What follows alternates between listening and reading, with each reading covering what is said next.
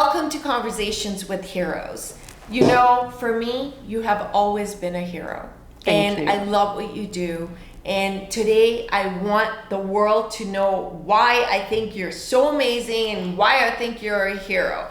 If you're not comfortable answering this, but I want to know because I want this to be more of a conversation between friends. Mm-hmm. Do you know someone that was close to you that has experienced of any form of violence, or yourself for that matter? And you don't have to answer this if you're not comfortable. No, it's fine. I thank God.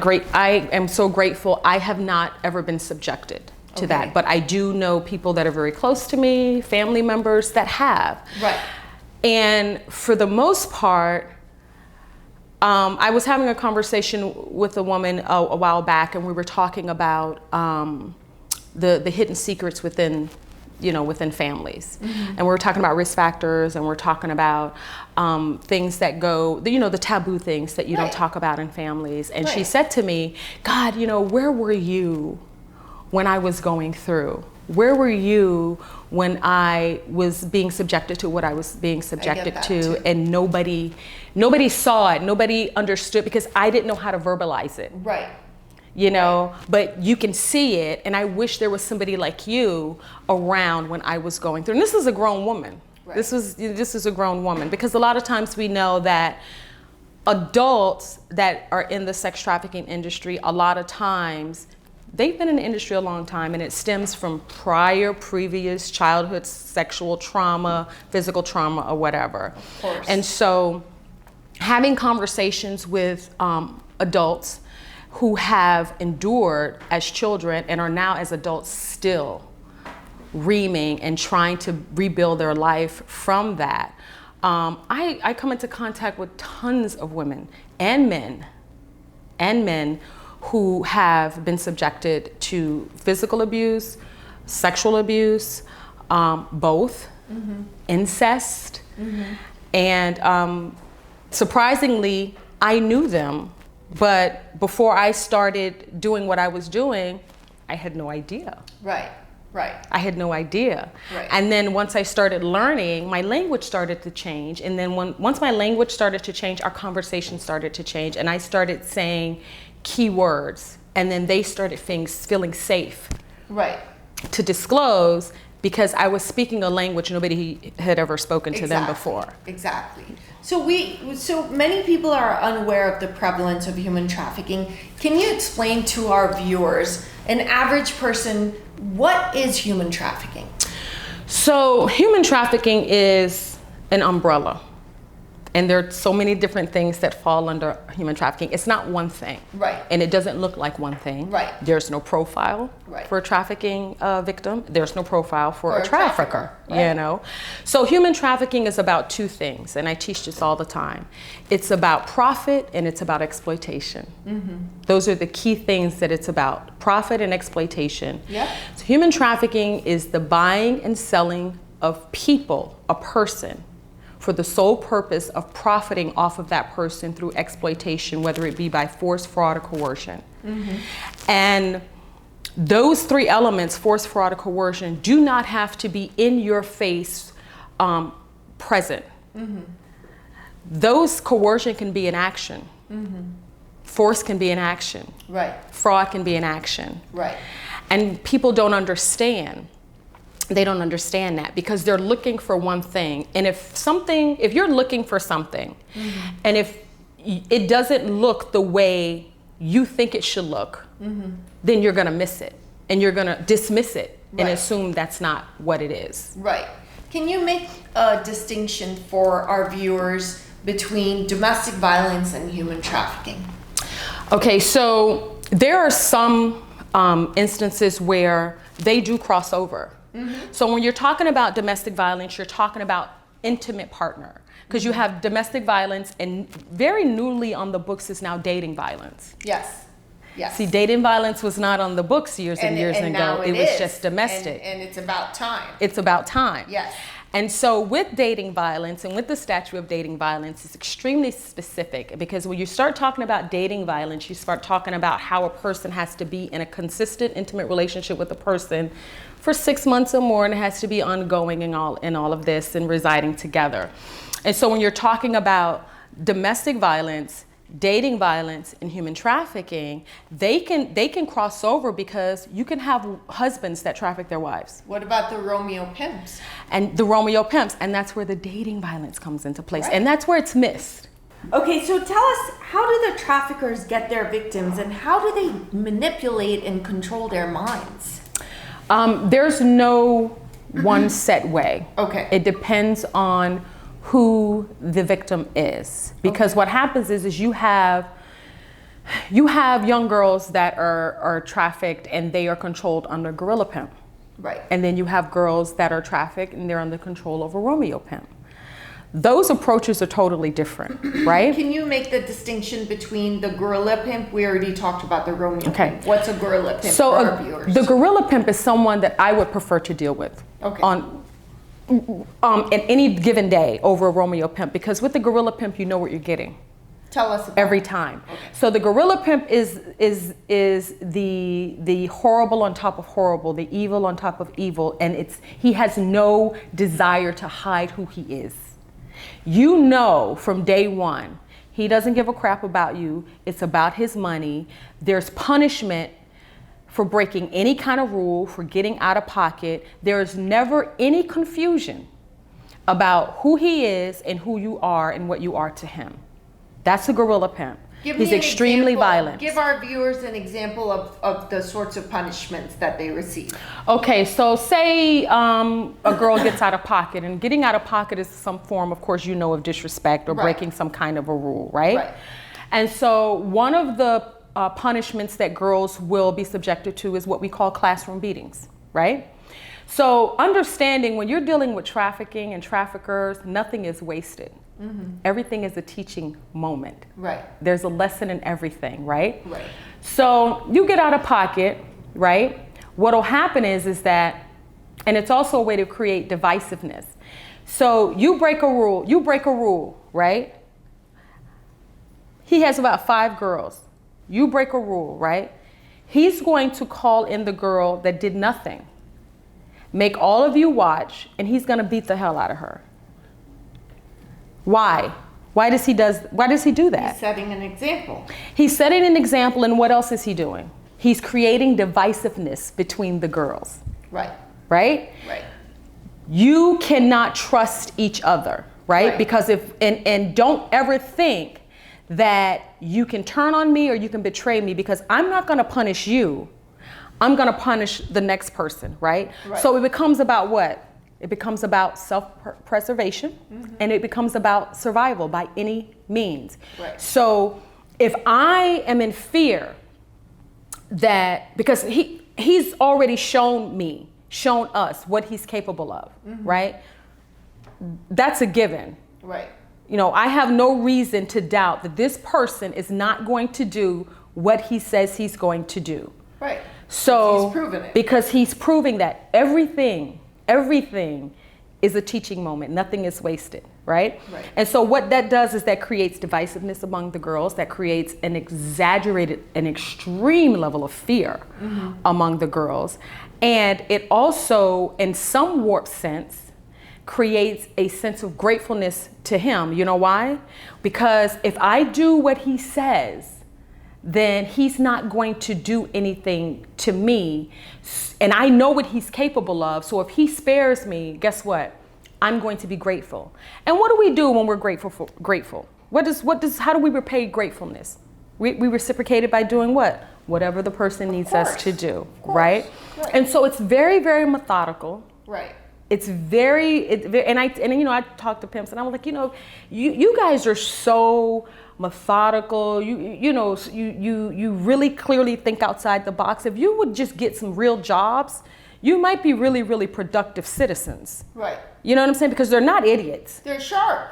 They're not idiots. Yeah. They just don't care about anybody else but themselves. And the majority of them that I have come into contact with, I'm not a psychiatrist, but a lot of them are sociopaths. Of course they're sociopaths.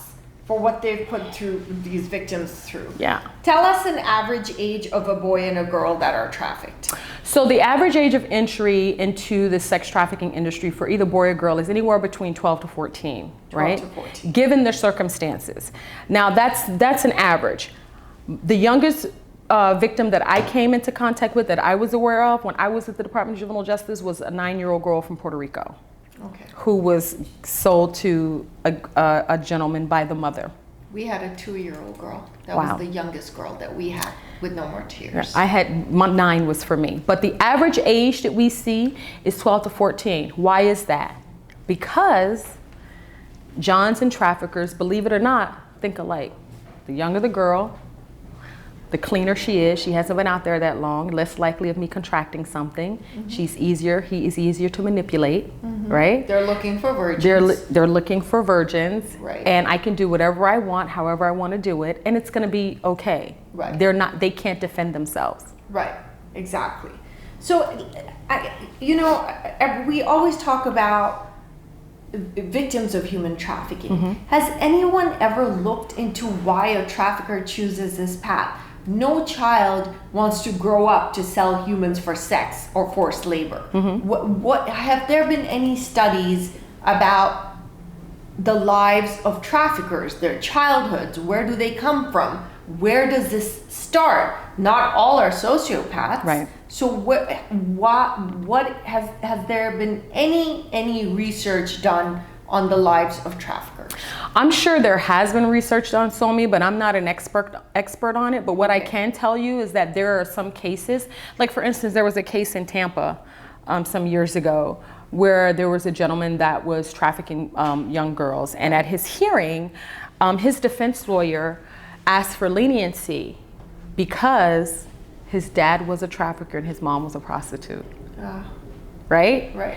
So that's all he knew, right? And so a lot of times, and not trying to make excuses or mitigate anything. Of course. But when you're talking about kids who grow up to be these certain people, let's look back. We know children do what? Children learn what they live.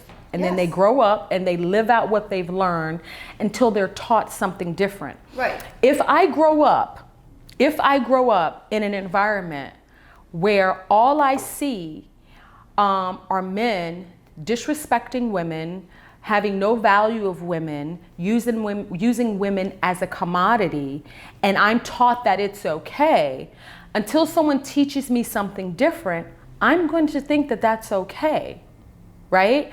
And so while it was absolutely ludicrous for this attorney to ask this of the court for this particular gentleman, this young man probably didn't think it, it's like, well, wait a second. This has been going on in my life forever. Right. Why all of a sudden is it an issue? Mm-hmm. Okay, which doesn't excuse it. Right. It doesn't excuse it because even though he grew up like that, he grew up in a society where he knew right from wrong. Right. So you knew what you were doing from wrong. But if you're not taught how to take care of yourself or provide for yourself any other way except for off of the back of somebody else, it's easier. Why is this a lucrative business? Is it just the basic supply and demand concept? I think it's more than that. I think that demand drives trafficking, first of all, because if you don't have someone seeking out a product, you have no reason to produce that product. Right. Right? Right. So we know that demand absolutely drives trafficking. Now, let's look at it this way. Say you're a drug dealer. Right. You got a brick of cocaine, right? Right. You cut it, you sell it, mm-hmm. It's gone. Yeah. A human, reuse it. You can sell a human reuse over it. and Yeah. over and Yeah. over and over again. So again, going back to what drives trafficking, profit and exploitation. Mm-hmm. It is easier. I mean, let's go back to the fabric of how this country was built. Right. Off of demarginalizing a certain group of people. Of course. Okay? Right. And profiting off of them. Right. Because you could. Right. Right? Absolutely. And so that's really what it's about. Exploitation, profit, and the demand that drives trafficking. Because what happens is that people have decided who's sellable and who's not. Right. Right? Right. Which I don't know who gave them that right to determine that, right? Exactly. But people have determined that. And we live in a country and a society that says it's okay as long as it's not anybody that it's attached to me. Right. Absolutely. So it's there's so much to it to address. Oh, yeah. It's so broad. Tell us about in which states is human trafficking the most prevalent? Okay. So in these great 50 states, you have, all of these things that are going on, but you have in little old Florida, right? Right. Which is now and has been for the past several years, number 3 in the nation of human trafficking cases coming through the federal hotline. California is number 1, Texas is number 2. Right. Right. And so what do these these states, have in common? The diversity. Yep. The people coming from different walks of life. Immigrants, right? Yep. Just so many, that is the one thing that they have in common. And people who don't know the lay of the land are extremely vulnerable. Now, are immigrants trafficked more than United States citizens? In the state of Florida, no. Because if you go to the National Human Trafficking Resource webpage and hotline and you look, which was ran by Polaris, because they do an amazing job breaking these numbers down. They do an amazing job. Yes. And you look at those survivors that have been identified for the past 3, 4, 5 years, the numbers for the United States citizens that have been trafficked are more than those of immigrants. Because listen, it's easier to traffic somebody that you already have here. Right.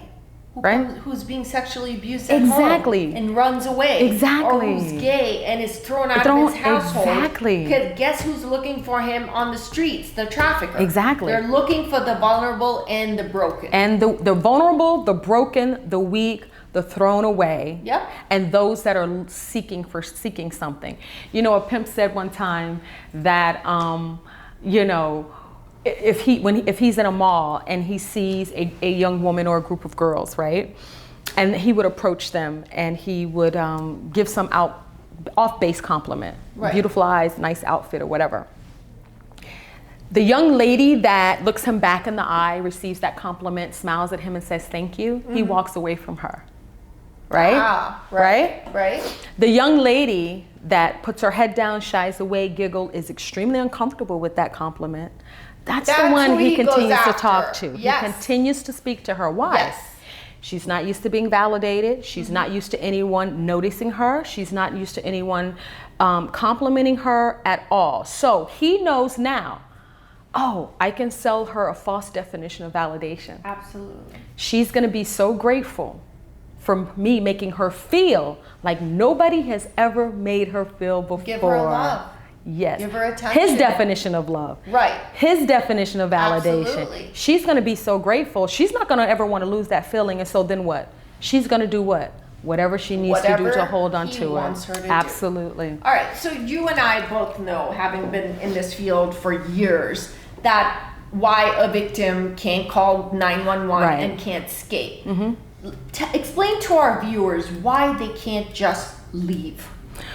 Well, first of all, not everybody knows that they're a victim. Right. There are a lot of survivors that do not identify. Yes, and we have someone in our care that is our speaker, and she's amazing, and she didn't realize for a long time. Yeah. And her name is Cindy. She didn't know for a long time that she was a trafficking victim. They don't know. I was listening to Centoya Brown, who's like one of my heroes. I was listening to She's absolutely amazing. I want to try and get her. Oh my gosh, if you do, I want to try and you better invite me, okay?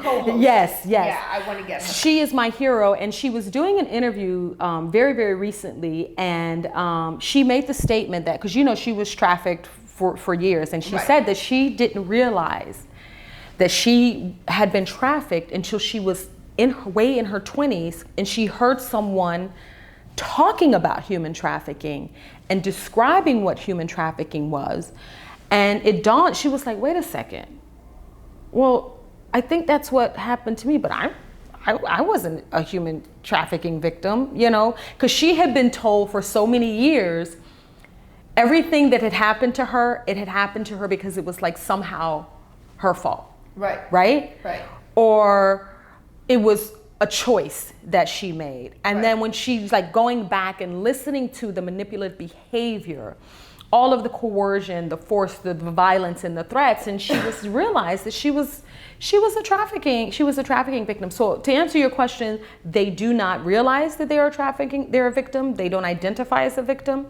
A lot of times they are very afraid or fearful of law enforcement. Right. They don't trust law enforcement. Right.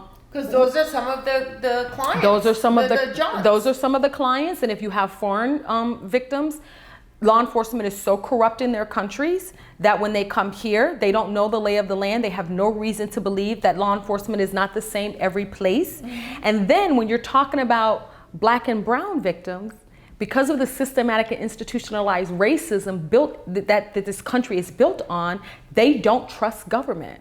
Right. So who do they go to? Right. Who do they tell? Who's going to believe them? We had a girl from Nicaragua that was brought here at the age of 16. She was trafficked in a house in Miami for 10 years. And when she tried to escape, they literally shot her parents in Nicaragua. These people don't play. Right. Exactly. They are doing, like, they will go through with this. Exactly. This is not a joke. Exactly. They don't play. And fear plays an extreme factor. Right. An extreme factor in what's going on. So who are the Johns or the buyers for that matter? Who are these people? Okay, so statistics show that the larger purchasers and buyers of sex are American men. Okay. Right? Okay. So if you go back and you look at statistics, Loyola, I can't even pronounce it, Loyola University did a study. Right. On this, if you go look it up, and they talk about who buys sex, mm-hmm. right? A lot of times when you're talking about who the buyers are, you're talking about people who don't value people. Right. Right? And so if I don't value you, right. if that means that I can determine what you're worth and what you're not worth, right? Mm-hmm. And so then I victimize you in that way. And it amazes me that people who buy sex don't understand that they're victimizing people. I mean, I get why they think that, because I'm paying them. Really? Okay. So you're paying them to do something that you think they want to do. Now, why don't you have a conversation with them? Right. Are you afraid of what you're going to hear? Of course. Are you afraid that you're going to hear they don't want to be there? Are you afraid that they may ask you for help? And because what does that do? Then that makes you responsible and accountable, right? Of course. Exactly. So that's why they don't want. Yeah. Yeah. So it's people that just don't value other people. Right. Okay. So I've read a lot about the Super Bowl and an increase in the human trafficking. Mm-hmm. Do you know if there's any truth to this? Well, there is truth to it. Now, you have to understand the different makeups of different cities, right? So while the Super Bowl was in Atlanta, right? Right. And they were extremely well prepared, and they did make some, have some cases there. They were very successful. Right. Let's look at South Florida, man. Miami. Right. Right? We don't need the Super Bowl for trafficking, right? We don't. We have enough numbers already. Exactly. Add the Super Bowl on top of that, whatever goes on here, right? Miami doesn't sleep. Right. Fort Lauderdale doesn't sleep, right? Right. And so add Super Bowl on top of that. So it's a times 1,000 problem. It's a huge problem, because what happens is that people go on vacation. Right.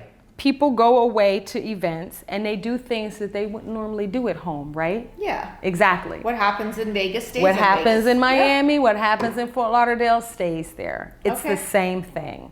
Okay. So for people to say, oh, it's not that big a deal, it's not that big a deal because you don't want it to be that big a deal. Right. But it is that big of a deal. Of course. Right. Especially in cities like ours, Well, we have enough trafficking numbers already. Right. Okay. Exactly. You bring the Super Bowl in on that, and to think and to be It's to a double delusional, whammy. to think that this is not going to affect the trafficking numbers, you are absolutely delusional. Now, this is a question that I have dealt with because I've seen this happen. What if a person witnesses a child or a woman being physically or abused in a public place? What is the correct thing to do? Because I've seen a child being beaten by their parent in Walmart, and I intervened, and the woman told me to go to hell. Of but course. I was like, I'm calling the cops on you, because she was not just slapping or anything; she was like pounding the kid. So I call the cops.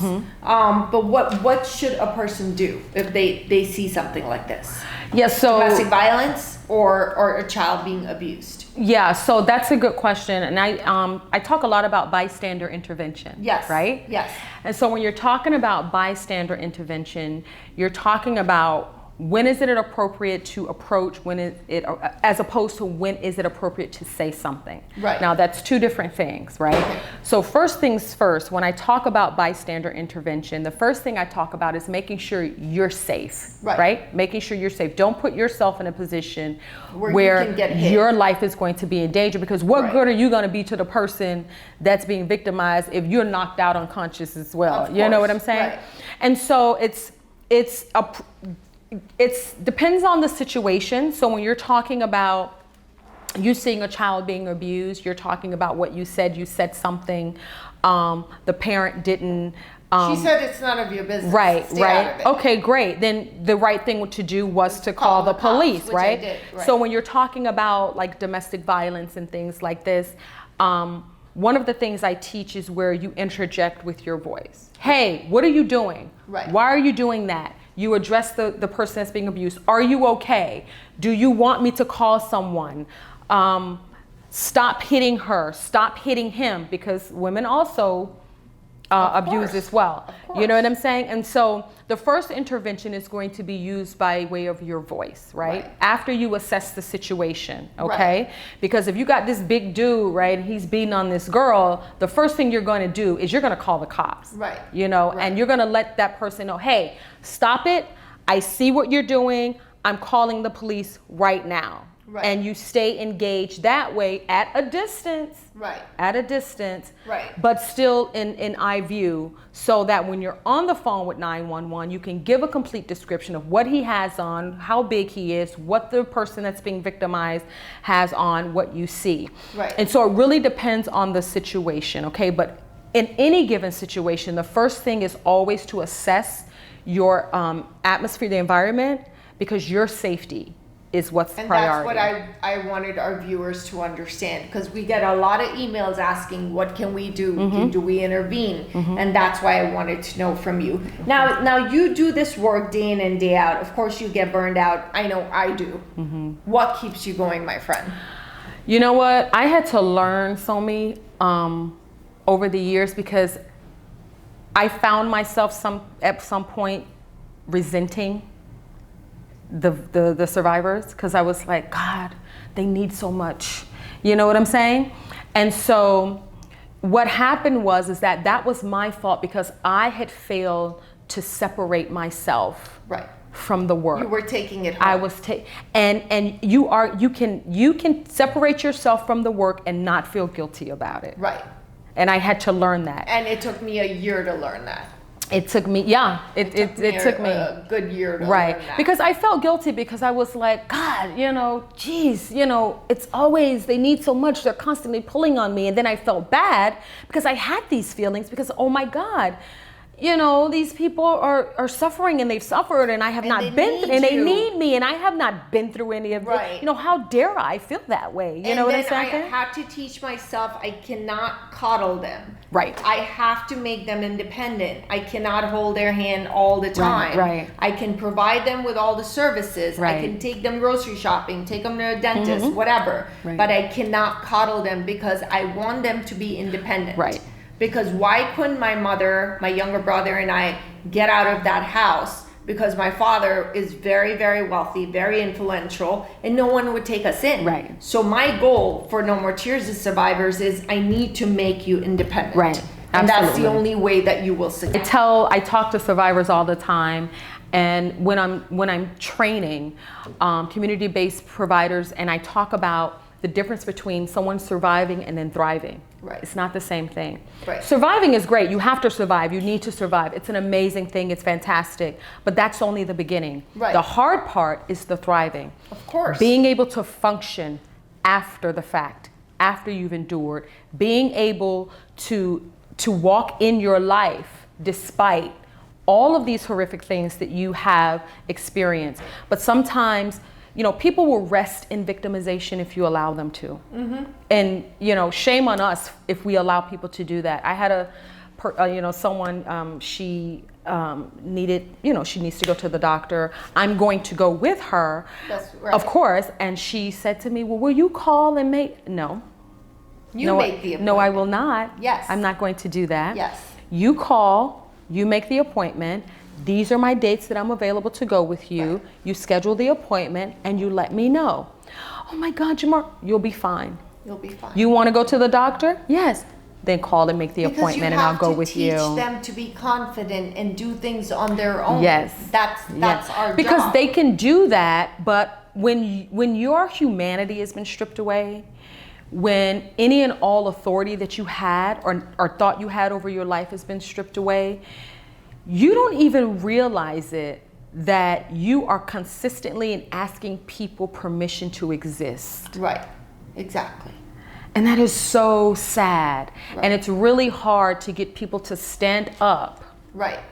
To stand up in the fact that they've survived and be able to walk out of the title of victim and out of the title of survivor and into the title of thriver. Exactly. And in order to do that, you don't drop them, but you don't hold on too tight either, and you let them navigate their way. And when they're navigating, you've given them a map, you've given them a blueprint, but you have to let them figure out the map on their own. Absolutely. What is your advice to parents that have teenage boys and girls about safety? What should these parents look out for? I have several interns from the age of 15 to 22. I'm always worried about them because they're on social media and, you know, they're on Instagram and they're on Facebook, and I don't know who's on the other end talking to them. In fact, one of our interns, she received this message where I want to be your sugar daddy and I'll give you $500 a month, whatever, was it a month or something like that, $700 a month or whatever. So what can you tell parents to look out for in terms of safety? Wow, that's a loaded question because there's no profile and Right. because over the years in Broward County, Right. we have learned that children that come from love are a lot easier to control and traffic than children that don't.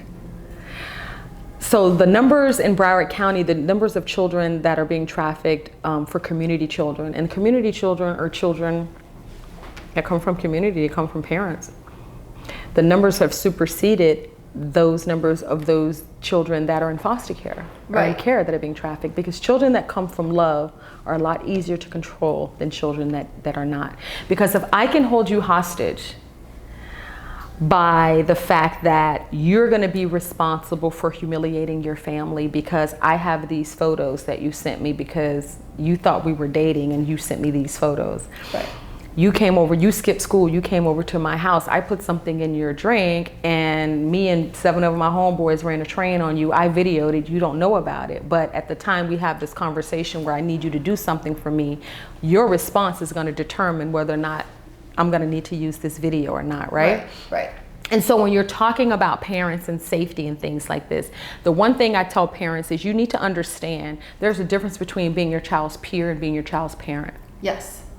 There's a difference. Absolutely. You know what I'm saying? Absolutely. So it's like, you know, with all of this privacy going on, you know, you have to understand, okay, this is not how it was when you were growing up. Right. You have to adjust with the times, right? Right. If you're not informed of what's going on, you're going to miss it, right? Right. So having access to your child's social media sites, right? Mm-hmm.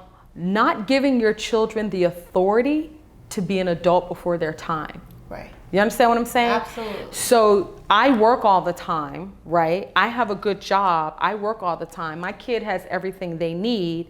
I have smaller children. So, you know, she gets out of school. She has to pick them up. She has to take them home. She has to do this. She has to do that. And so her friends, her time is spent at home watching her brothers and sisters. And so who is she talking to? She's talking to social media. Of course. Right? Of course.